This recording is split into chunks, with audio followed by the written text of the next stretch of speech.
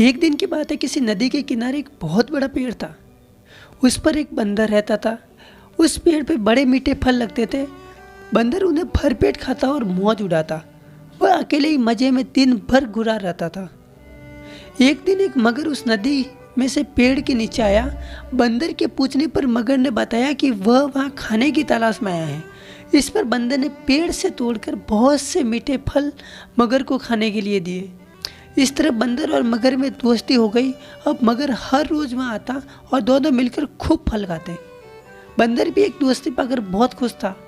एक दिन बाद में मगर ने बंदर को बताया कि उसकी एक पत्नी भी है जो नदी के उस पार उसके घर में रहती है।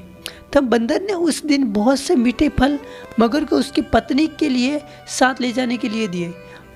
इस तरह मगर रोज भरपेट खाता और अपनी पत्नी के लिए भी लेके जाता। मगर की पत्नी को फल खाना तो अच्छा लगता था, पर पति देर से घर लौटता पसंद नहीं था।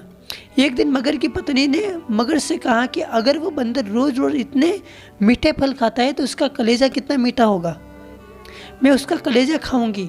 मगर ने उसे बहुत समझाया पर वह नहीं माना।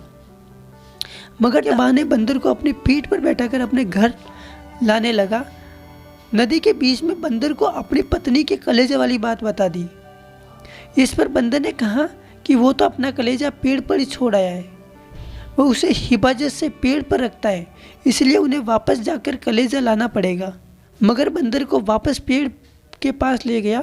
बंदर छलांग मारकर पेड़ पे चढ़ गया।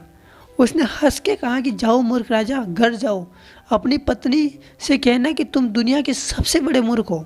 भला कोई अपना कलेजा निकाल के अलग रख सकता है क्या? बंदर की समझदारी से हमें पता चलता है कि मुसीबत के वक्त पे हमें कभी धैर्य नहीं खोना चाहिए।